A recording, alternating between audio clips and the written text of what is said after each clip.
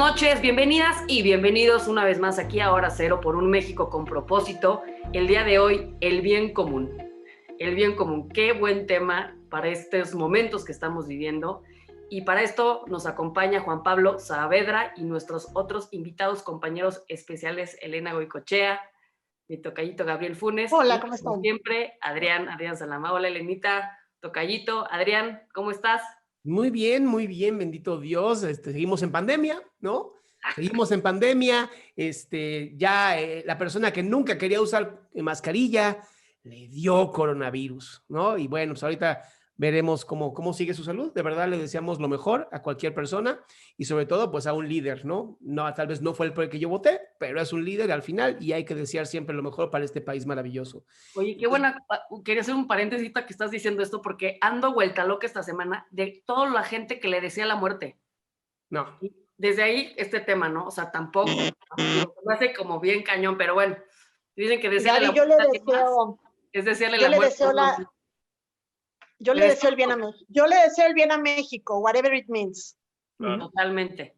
Desearle el bien a México, whatever it means, pero así de que ojalá y se muera, yo digo, espérense tantito, ¿no? Vamos a hacer una pausa, pero bueno, Adrián, temón que tenemos el día de hoy, me encanta, el bien común. Así es, y para eso tenemos invitados maravillosos a nuestro querido amigo Juan Pablo Saavedra, a nuestro querido Gabriel Funes y a nuestra querida Elena Goicoechea, que va a presentar a nuestro querido amigo Juan Pablo. Pues sí, un gran amigo y además experto en este tema, porque resulta que actualmente se desempeña como coordinador del área social de la Fundación Rafael Preciado Hernández, es académico, investigador y consultor, es coeditor y coordinador del libro Bioética, aporte para un debate necesario. Entonces, nos puede orientar mucho sobre este tema tan polémico, pero tan desconocido, porque la verdad es que eso del bien común tiene un fundamento filosófico, pero sin embargo ha sido tan llevado y traído, tan manipulado como para justificar todo lo contrario, que es la violación de los derechos humanos a veces, ¿no? Que es algo muy grave. Entonces yo quisiera aclarar esto del bien común, que no es lo mismo que el buenismo, que no es lo mismo que hacer lo que me da la gana, quitarle a cada quien lo que me da la gana. Entonces, pues Juan Pablo, tú creo que nos puedes orientar mucho en este tema. Quiero primero iniciar agradeciendo a todos ustedes por haberme considerado, haberme invitado. La verdad es que es un gusto estar con todos ustedes. Todos son unos liderazgos muy relevantes, entonces me siento muy honrado por esta invitación. Y el tema que hoy nos convoca, pues la verdad es que es un gran tema y yo creo que es lo que nos identifica como humanos precisamente, el sentido del bien común y la capacidad que tenemos de hacer el bien común. Entonces, pues ojalá y tengamos una sabrosa charla ahorita. Sí, seguramente así será. Y yo aquí es donde empiezo, ¿no? Y que empecemos ya a platicar sobre este tema. Pues, para el bien común creo que debería de haber un sentido común, ¿no? Y entonces empezamos ya con un problema como filosófico en donde, primero, el sentido común es el menor de los sentidos, ¿no? Como que no es tan común como la gente cree.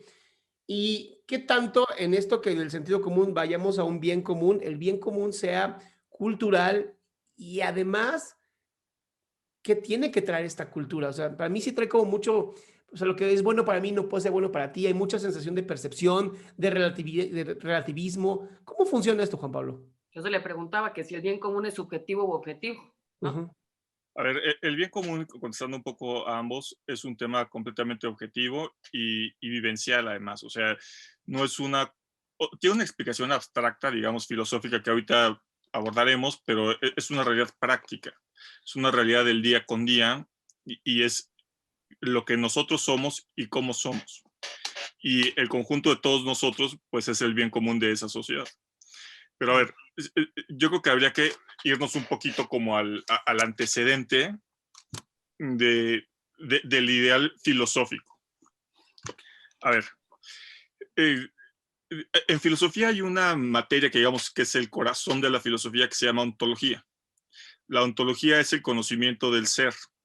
El ser, todo lo que existe es, ¿no? Todo tiene una participación de este ser. Le dicen Dios, le dicen ser en filosofía, trascendente o ahí cada quien ya, según sus categorías, puede explicarlo. Pero a ver, este principio del ser, del cual deriva todo, está participando a toda la realidad. Y este ser filosófico tiene tres características fundamentales. La primera es la unidad, es uno, o sea, es único, porque aplicaría el concepto de que si está dividido, ya no es bueno porque entonces está fracturado. Entonces es el principio de la unidad. De la belleza, es uno, bueno y bello.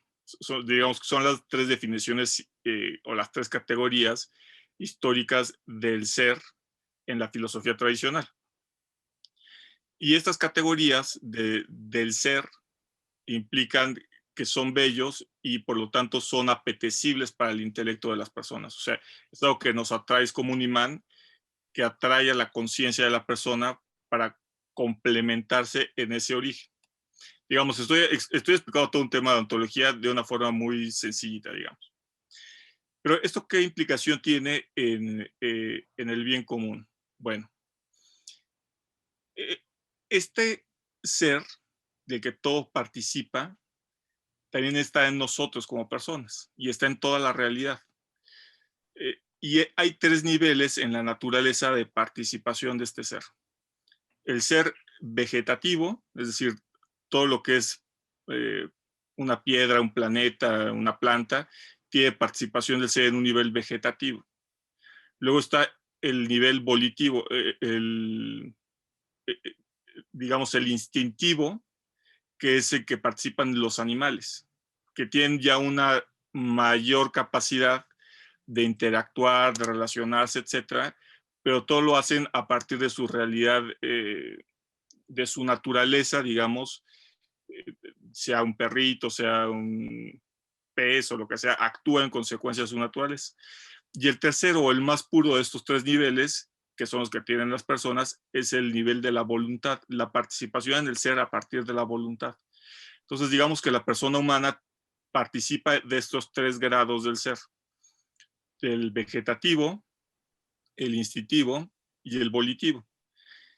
Y lo que nos da la característica de la humanidad es esta capacidad de tener voluntad, de expresar sentimientos, de relacionarnos, y por eso es que hay un acto de la voluntad presente en este nivel del ser y por eso es el más perfecto. Cosas que, por ejemplo, los animalitos pues no tienen, ¿no? Los animalitos actúan en base a su instinto y comen y matan otra especie pues porque necesitan alimentarse y eso es lo que su instinto les dice. Sin embargo, el hombre no. El hombre tiene la capacidad de decidir si es bueno o no es bueno, porque tiene la capacidad de gobernarse a sí mismo a través de un acto de la voluntad. Entonces, el bien común, precisamente, está encerrado en esta capacidad que tenemos de hacernos mejores entre todos nosotros a través de un acto de la voluntad. Por eso es que el bien común es, y comentábamos hace un momento, yo creo que la mejor expresión de la humanidad, de lo que es ser humano, porque es la capacidad de nosotros mismos de autodeterminarnos para generar el bien para nosotros y para los demás. Entonces, partiendo, digamos, de esta base filosófica muy,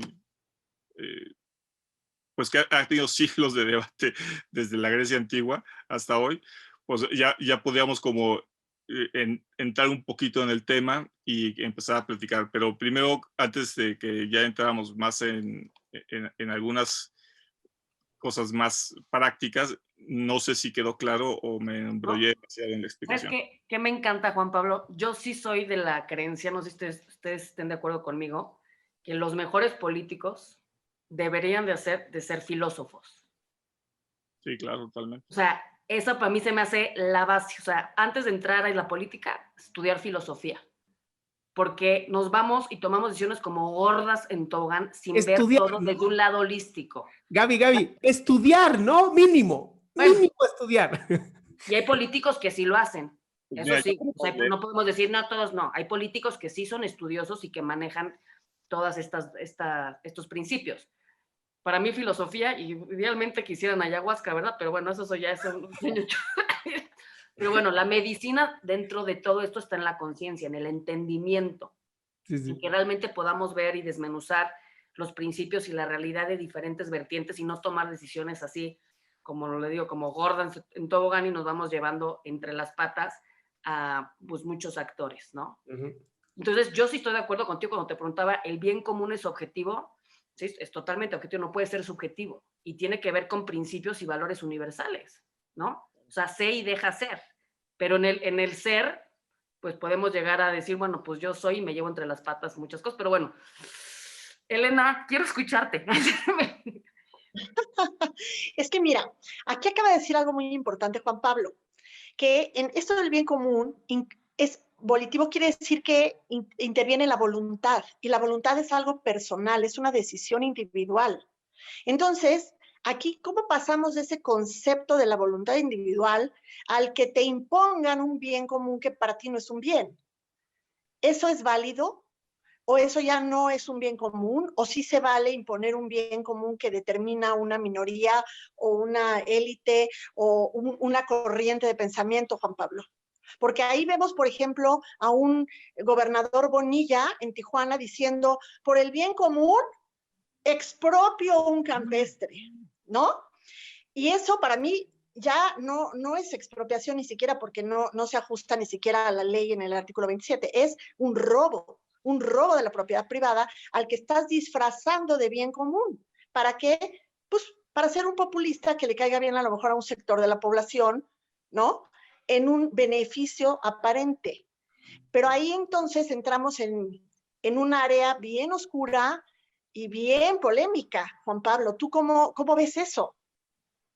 A ver, es que partimos ahorita digamos, de un concepto filosófico trascendente, y tú lo que ya estás ahorita comentando o el ejemplo que nos estás poniendo ya es una realidad práctica. Entonces, pero antes de llegar ahí hay que dar otro paso. Y este sería, a ver, partiendo de este tema de que lo que nos hace plenamente humanos, yo creo que el bien común auténtico solamente puede ser aquel que tiene como centro a la persona humana. O sea, si tú no tienes ese centro y ese eje de referencia, entonces ya no es un bien común. O sea, eso es lo primero que tenemos que tener como claro. Y si tú tienes como centro a la persona humana, lo que se deriva de todo eso, entonces ya es un bien. Y dentro de esa derivación puede ser un sistema jurídico que tenga como fundamento a la dignidad de la persona. Entonces es un sistema jurídico que nos va a reglamentar a todos, nos va a regular en la sociedad, pero siempre guardando el valor de la vida, el valor de la libertad, el valor de la educación, es decir, tiene valores intrínsecos que son valores de bien común. Contrario es, por ejemplo, a ver, un ejemplo muy claro.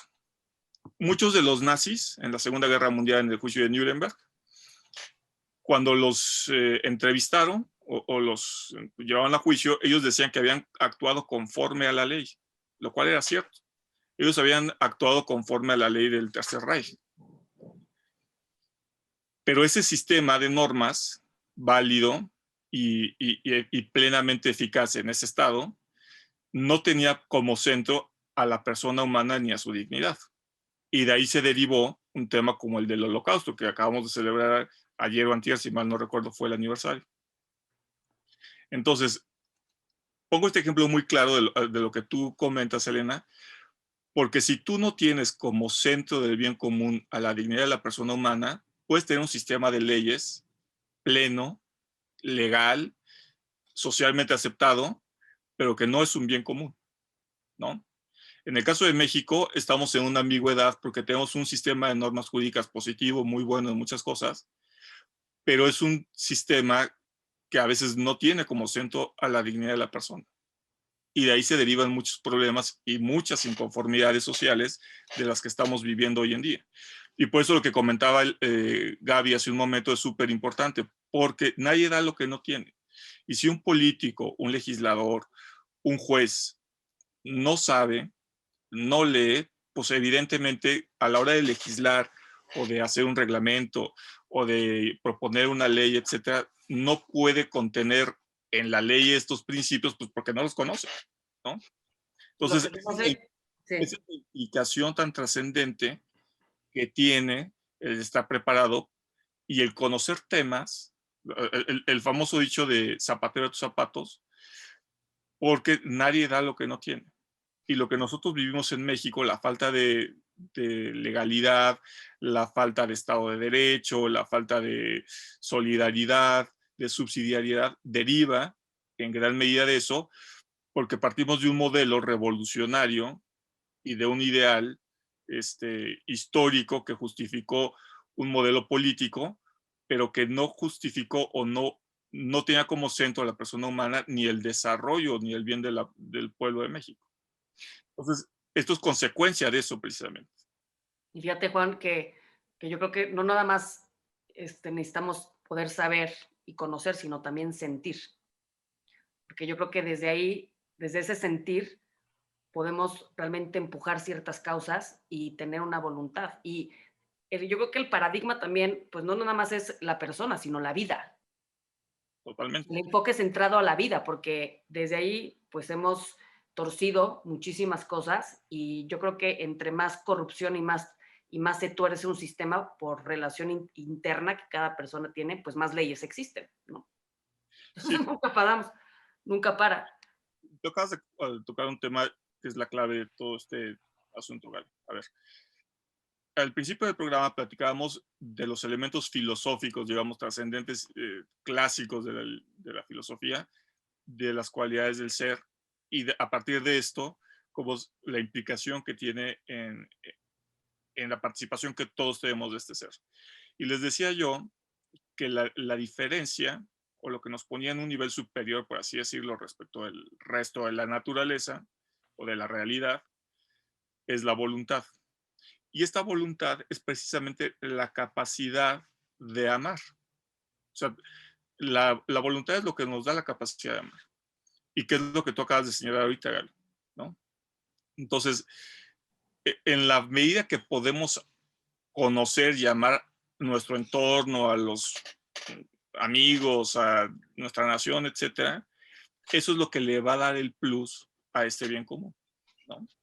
Y esa es la gran herramienta que tenemos, pero que no ejercemos, porque tenemos también muchas cargas ahí de orden histórico, de orden religioso, de orden político, que nos impide esa capacidad de amar. Pero a ver, en un tema plenamente filosófico, humano, Ortega y Gasset decía por ahí que el bien común es la otredad, o sea, es la capacidad de ponerme en el otro, ¿no? La capacidad de sentir por el otro. ¿Esto cómo se traduce? Pues es la capacidad de amar al otro, ¿no?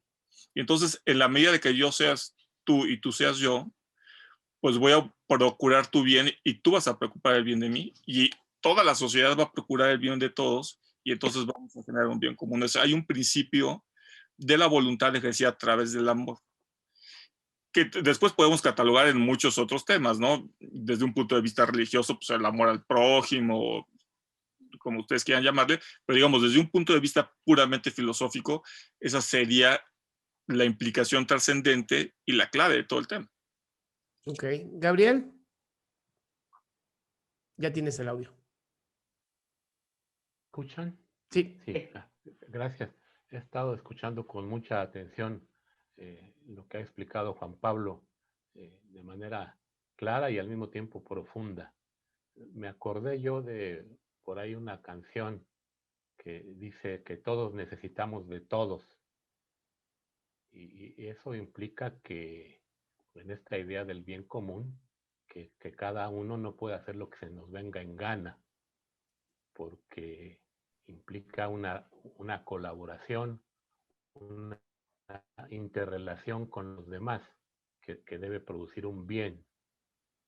Yo creo que eso es importante, digamos, aterrizándolo un poco más. Y en esa misma canción, no me acuerdo quién la cantaba, decía que cuando metemos un gol, lo festejamos todos. Y también lo veo como en un equipo de fútbol. Hay que jugar por el equipo, ¿no? Eso no quiere decir que el centro delantero no tenga la aspiración de ser el campeón goleador en el torneo.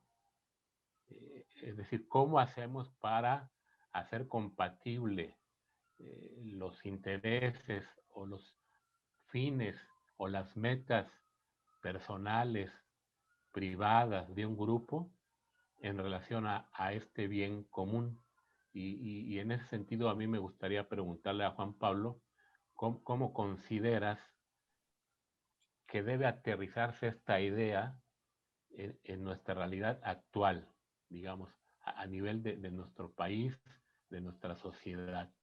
¿Cómo ves el tema? ¿Cómo lo realizamos en forma práctica? Porque hasta donde entiendo, esta idea del bien común no es algo fijo, no es algo que ya logramos el bien común y ya nos olvidamos, no, sino que las sociedades van evolucionando, van requiriendo nuevas cosas en las relaciones humanas, eh, y por tanto este bien común no es ya lo logramos y ya terminamos, ¿no? Entonces, ¿cómo ves este tema para la realidad actual de nuestra sociedad y de México en particular? A ver, yo creo que el bien común es un quehacer constante y presente. O sea, esa sería la primera definición. El segundo tema que quisiera comentar respecto a esto es que, parafraseando al Maquío, el bien común es como el amor. Hay que hacerlo todos los días, ¿no? O sea, tiene que ser una práctica cotidiana de todos y todos los días. Pero ¿cómo llegar a esto para un sistema de gobierno o una nación como en el caso que tú me propones? A ver, partimos ahorita primero de un concepto filosófico para aterrizar un poco la idea del bien común. Pero digamos, este nivel abstracto necesitamos concretarlo a través de otras herramientas. O sea, ahorita analizamos digamos, el proceso ontológico, el origen y qué es lo que motiva el bien común. Pero esto finalmente es una idea abstracta. Necesitamos llevarla a la práctica para después poderla aterrizar en un modelo de gobierno o poderla aterrizar en un sistema jurídico. Y para poderlo hacer necesitamos de otros pilares, es decir, digamos que el bien común es como imaginamos la imagen de un templo griego que tú estás viendo de frente, tiene 4 columnas en la entrada y tiene un techito así como en forma de triángulo en la parte superior. La parte superior sería el bien común, pero ese bien común tiene que estar apoyado en unos pilares. Y la base de esos pilares, las escaleritas que te suben para sostenerlos, es la persona humana, que ya lo comentaba hace un momento. O sea, la base de todo es la persona humana. Los pilares que están encima de la base de la persona humana tienen que ser la libertad, es una clave indispensable, porque puedes tener tú muchos bienes, pero si no tienes libertad, pues no tienes en realidad ninguno. El segundo es la solidaridad. El tercero es la subsidiariedad. Y el cuarto sería una economía libre. O sea, esos, digamos, grosso modo, serían los 4 pilares que sostendrían un bien común para una nación o para México. Si tú adoleces de uno de ellos, entonces ya no tienes un auténtico bien común porque ya estás cojo. Ya no estás siendo pleno en la dignidad de esta persona. Ahora, ¿cómo entender la solidaridad? La solidaridad es, a ver, voy a tratar de explicar un poquito estos 4 pilares para que podamos llegar después a lo que tú nos planteas, Gabriel. La solidaridad, más allá del programa de Carlos Salinas de Gortari, tan conocido, es lo que decía un poco Ortega y Gasset, ¿no? La capacidad de hacerme uno con el otro, o sea, vivir el problema del otro para ayudarle en su necesidad.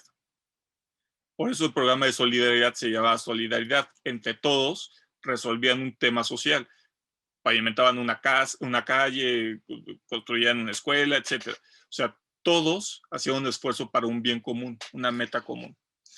La subsidiariedad, que es un término mucho menos conocido, pero que yo creo que es más fundamental, implica otra característica de mayor nobleza, que es el enseñarte y ayudarte durante el periodo en que tú tienes la capacidad de hacerlo por ti mismo.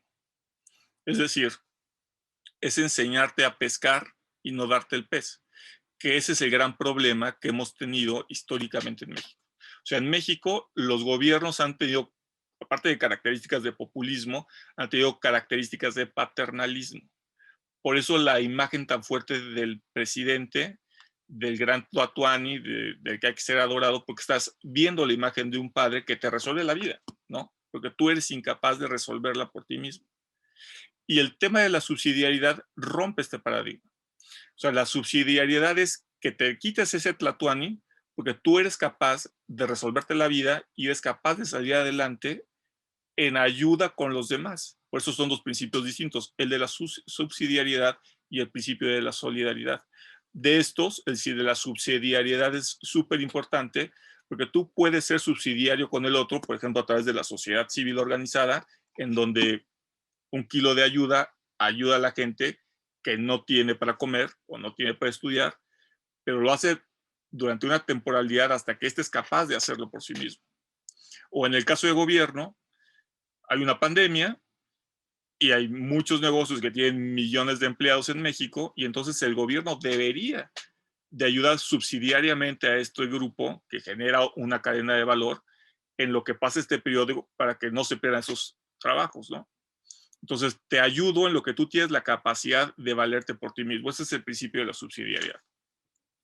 El principio de la libertad, bueno, pues es yo que todos lo entendemos suficientemente, pero es la capacidad de autodeterminarte en lo que tú quieres, ¿no? Sea un tema de estudio, un tema religioso, un tema político, pero que no tengas una coacción por pensar de alguna forma, por ejemplo. En eso consistía o consiste el tema del fuero. O sea, ese es el origen del fuero en México, que tú pudieras expresar una posición política sin que te mataran, ¿no? O en el tema de la libertad de cátedra de la UNAM, que tanto dicen los que más son recalcitrantes de estos temas de izquierda, pero la libertad y la autonomía es una libertad de cátedra, es una libertad en la que tú puedes expresar lo que tú crees en libertad y ser escuchado en libertad por los demás. Entonces, digamos que este sería el tercer pilar y el otro es la economía de mercado. Porque en la medida en que la sociedad se regula a través de estos pilares y de la libertad, tiene la capacidad de generar un bien práctico material que es un material económico. Es un bien económico, ¿no? Donde tú puedes tener un negocio y puedes prosperar.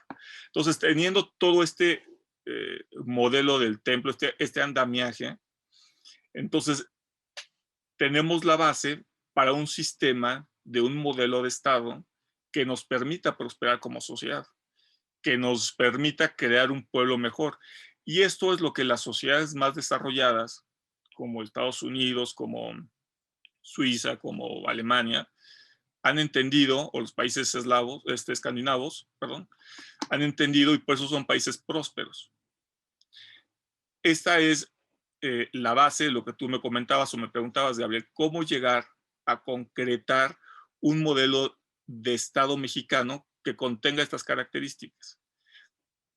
Y esta es la respuesta, digamos, de una forma vista de fondo. Ahora, ¿cómo la llevamos a la práctica? Pues con educación. O sea, aquí no hay de otra más que dos vías. Primero, el ejemplo propio, es decir, nosotros en nuestra realidad transformar nuestro entorno y hasta donde podemos o alcanzamos, generando esta pues cadena de valor y por eso el valor tan grande de la sociedad civil, porque hace subsidiariamente lo que el Estado no, para alcanzar esta meta. O sea, si el Estado no lo hace, pues tiene que ser la sociedad, ¿no? Y la otra, pues sería la educación, o sea, cambiarnos el chip como mexicanos. O sea, eso es lo que necesitamos para realmente impulsar a México. Alguna vez algún embajador alemán en un recorrido de México a Acapulco, me parece, en la camioneta comentaba que si Alemania tuviera la riqueza que México tiene de la Ciudad de México a Acapulco, pues sería la primera potencia del mundo. O sea, en realidad México tenemos todo, pero tenemos una mentalidad de pueblo de México paternalista, tenemos una carencia de educación, tenemos una carencia de solidaridad, de subsidiariedad, que nos han llevado a un modelo de Estado, pues, terrible, que es el que estamos actualmente viviendo. Esa es la explicación. ¿Cómo concretarlo? Pues necesitamos empezar a hacerlo, pero hacerlo de a de veras, porque muchas veces van y vienen gobiernos y se proponen cosas y todos decimos que queremos cambiar, etcétera, pero en el fondo vivimos cómodamente en esta realidad. Hasta que el destino nos ha alcanzado y entonces nos ha empezado a sobrepasar el tema de la violencia, el tema de la inseguridad, el tema de la economía, pero son consecuencias de este origen. O sea, estamos tratando de parchar las consecuencias, pero no estamos yendo al origen del problema. Y mientras no ataquemos el origen del problema, pues estamos condenados a seguirnos tropezando con la misma piedra. Y ese es el gran reto que tenemos como sociedad. Ese es el gran reto que tenemos como personas en lo individual, de formarnos, de pensar, de enseñar a los demás, para que entonces el pueblo de México pueda cambiar su mentalidad y tenga las herramientas valorativas para poder decidir qué es un bien y qué no es un bien, ¿no? O sea, es un bien que me des ahorita una despensa que se me va a acabar en una semana a cambio de un mal que voy a soportar 6 años, ¿no? Y esta cadena pues lleva un siglo. Muchas Entonces, gracias, Juan. Digo, por esta aportación. Desafortunadamente, ya estamos casi a punto de irnos hacia el cierre. Yo podría escucharte 4,000 horas, o sea, ¿verdad? Estoy así de que se me va el tiempo, se me va el tiempo, porque creo que esta es la base, así, tal cual. Para mí, esta es la base de la cual tenemos que todos abrir, ¿no? Nuestra perspectiva y entrarle a ver la vida desde una profundidad, o así que diferente, ¿no? Y luego ya nos ponemos a ver otras cosas, pero primero hay que meternos a estos temas. Y pues en esta última ronda ya para el cierre, pues me gustaría también escucharlos como para invitar al público, porque justo el objetivo que tenemos aquí en Hora Cero, que buscamos tener un México con propósito, con sentido, ¿no? Este es el objetivo, poder hablar de estas cosas y compartirlas para que sobre todo podamos pensar de forma diferente y por lo tanto tener resultados distintos. O sea, de nada sirve tener estas pláticas y leer mil libros si seguimos pensando de la misma manera, ¿no? Entonces, Ellen, ¿con qué te quedas? Una invitación a toda la gente que nos está escuchando. Sí, la verdad es que es un tema que da para muchas horas de discusión. Aquí lo que dijo Juan Pablo de que lo que se necesita es educación, es básico y no educación de la de que voy y me siento en un pupitre y 1, 2 más 3. No, eso no es educación, eso es instrucción. La educación es mucho más profunda, es formación en valores, es formación de todo esto que estamos hablando. Pero, ¿qué pasa? El gobierno no va a dar esa educación nunca. ¿Por qué? Porque el sistema que estamos, como dice Juan Pablo, arrastrando desde hace 100 años, nos convierte a propósito en todo lo contrario, en seres que no tienen esa noción de otredad, en esa noción de yo soy parte de, yo tengo que solucionar. Al revés, nos mantiene como niños dependientes en donde solamente somos para pedir, exigir, porque yo me lo merezco, porque yo lo necesito, y no tenemos esa noción real de lo que es un bien común más allá del día a día, más allá de, como diría la pirámide de Maslow, de lo que necesitamos comer hoy. Entonces, ¿quién entonces va a dar esa educación?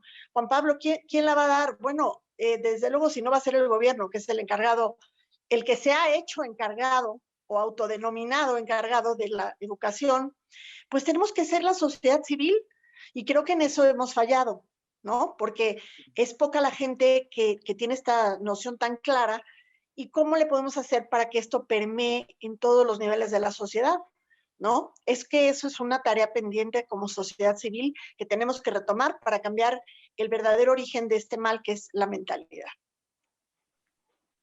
Gracias. Muchas gracias, Ellen. Tocayo Gabriel. Muy interesante, y creo que efectivamente falta tiempo para seguir debatiendo e intercambiando puntos de vista sobre estos temas. Juan Pablo muy atinadamente hablaba de los pilares, y ahí creo que falta todavía un escalón más, ¿no? Economía de mercado. ¿Qué economía de mercado, no? Si economía social de mercado, si economía de mercado con responsabilidad social, o la economía que proponía Dan Smith de dejar hacer, dejar pasar, etcétera, ¿no? O sea, todavía hay un escalón más en la discusión qué democracia queremos, qué tipo de democracia, como bien lo ha señalado Elena, qué sistema educativo, o sea, cómo construimos un sistema educativo que nos lleve a ese bien común. Creo que falta todavía un escalón más en el análisis, en el debate, que seguramente lo iremos abordando en otros programas. Y muchas gracias, Juan Pablo, muy interesante los conceptos. Gracias, tocayito. Adrián, ¿con qué te quedas? Híjole, yo sí me voy a poner bien eriza, ¿eh? Ya, o sea, ya está, estoy anotando así de mil cosas, pero bueno, ¿con qué te quedas? Es que es muy complicado porque me quedo con esta parte de que bien dice Juan Pablo, ¿no? Si México tuviera, si Alemania tuviera lo que tiene México, sería potencia mundial y hoy todo, bueno, yo no existiría, seguramente, y los nazis hubieran ganado, ¿no? Porque tienen algo que nosotros no tenemos como mexicanos, que es la mentalidad, ¿no? Tienen esta mentalidad es una mentalidad germánica bien interesante y de verdad les recomiendo al público que vea una serie que se llama Vikingos, para que entiendan esta parte de los noruegos, los suecos, los alemanes, ¿no? Esta parte germánica, nórdica, tan como de la familia es bien importante, la sociedad es bien importante, y que en México, aunque se tiene, es como, sí, pero la nuestra y ustedes jódanse. Y eso es creo que el problema. Entonces, sí, me quedo con eso. Me quedo también con la parte filosófica que es tan hermosa, pero poco accionable, ¿no? Esa es la parte que yo veo. Y de verdad, yo vuelvo a repetir lo mismo que dijo Gaby, me uno, ¿no? Juan Pablo, podría estar escuchando tus aportaciones todo el día, porque pienso en, ay, esto lo podríamos hacer, esto y ahora podríamos hacer. Pienso en muchas ideas, ¿no? Ahora creo que lo que invito a nuestro público es, vamos a ponerlas en acción, vamos a exigirle al gobierno, a exigirle a nuestros gobernadores, a nuestros representantes, que se pongan a hacer su trabajo. Así es, amigo. Pues yo me quedo invitándonos a lo siguiente. Ahí les va, traté de resumir todas las cosas que me gustaría compartir al final. Yo sí creo que la conciencia y el entendimiento es la medicina. Y no se puede separar la conciencia y el entendimiento del amor. Y es mes de San Valentín, y no es el amor que hemos creído. El amor no es un sentimiento y no es una emoción, es un estado de ser, es una forma de vida. Totalmente. Y la forma en la que yo vivo habla directamente del amor que yo me tengo.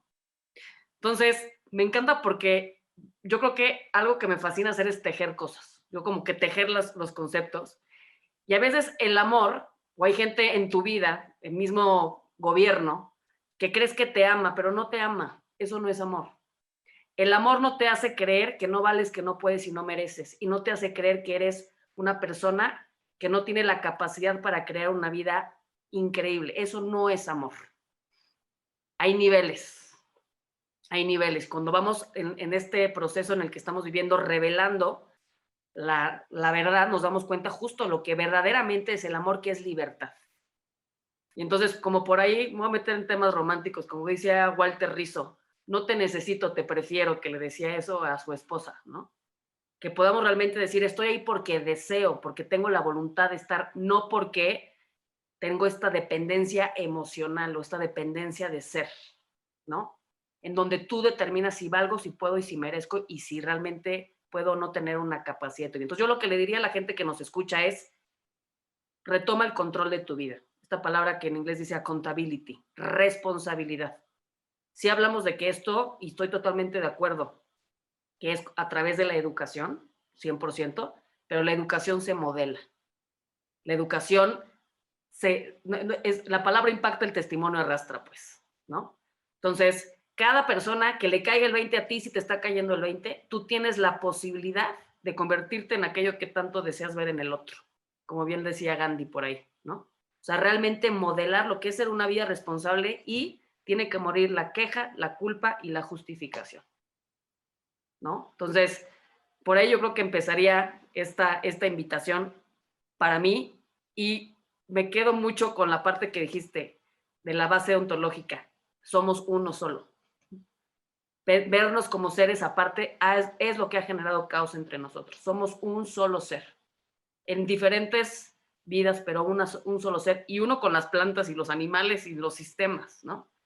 Entonces, yo creo que eso es lo que tenemos que empezar a integrar, porque sí, parte de toda esta enfermedad es que nos hemos visto como seres aislados y por lo tanto estamos fracturados. Momentos de sanar, momentos de sanar. Muchísimas gracias, mi Juan. Gracias, tocallito Gabriel Funes, queridísima Gracias. Elena, Adrián. Gracias. Un placer. Gracias. Un Linda noche a placer. todos Qué y buen todas. programa. Muchísimas Precioso programa, me encantó. Yo me comprometo a mandárselo a toda persona política que conozca. Definitivamente. Bueno, a Exacto. todos lados, donde como siempre lo mando. Muchísimas gracias. Nos vemos el siguiente jueves aquí en Hora Cero por Radio 13 Digital. Compartan.